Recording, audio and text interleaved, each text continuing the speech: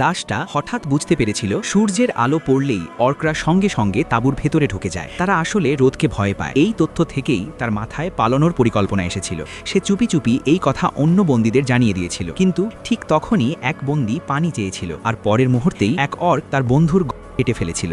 নিজের চোখের সামনে এই দৃশ্য দেখে অ্যারেন্ডেল পুরো শকে চলে গিয়েছিল। রাগে সে প্রথমেই অর্কদের ওপর ঝাঁপিয়ে পড়েছিল, আর বাকিরাও তার সঙ্গে যোগ দিয়েছিল। তীব্র রোদে অর্করা ধীরে ধীরে দুর্বল হয়ে পড়ছিল। বন্দীরা দ্রুত শিকল জড়ো করে সেগুলো ভাঙার চেষ্টা শুরু করেছিল। তখন তাঁবুর ভেতরে থাকা অর্করা শব্দ শুনে বাইরে ছুটে এসেছিল। শেষ মুহূর্তে একটা শিকল কেটে গিয়েছিল, কিন্তু বের হওয়ার আগেই একটা কুঠারের আঘাতে তারা পড়ে গিয়েছিল। একজন বন্দীকে শিকল দিয়ে টেনে আবার তাঁবুর ভেতরে নিয়ে যাওয়া হয়েছিল। সবাই এটা দেখে একসাথে শিকল ধরে টান দিতে শুরু করেছিল। অ্যারেন্ডেল মাটিতে পড়ে থাকা কুঠার তুলে নিয়েছিল। শিকলের টান ব্যবহার করে সে নিজেকে ওপরে ছুড়ে দিয়েছিল, আর এক আঘাতেই পুরো তাঁবু ছিঁড়ে ফেলেছিল। রোদ ঢুকতেই অর্কদের চামড়া জ্বলে উঠেছিল। তারা চিৎকার করতে করতে অন্ধকারের দিকে সরে গিয়েছিল। এই সুযোগে সবাই নিজেদের শিকল ভাঙতে শুরু করেছিল। ঠিক তখনই একটা গর্জন শোনা গিয়েছিল।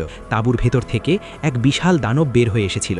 একজন নারী সাহস করে বর্শা নিয়ে আক্রমণ করেছিল, কিন্তু দানবটা তাকে ফেলেছিল। চারদিকে আতঙ্ক ছড়িয়ে পড়েছিল। কেউ তাকে থামাতে পারছিল না। অ্যারেন্ডেল একটা শিকল ধরে দানবটাকে নিজের দিকে টানার চেষ্টা করেছিল। দানবটা ঝাঁপিয়ে পড়েছিল, কিন্তু শেষ মুহূর্তে অ্যারেন্ডেল সরে গিয়েছিল।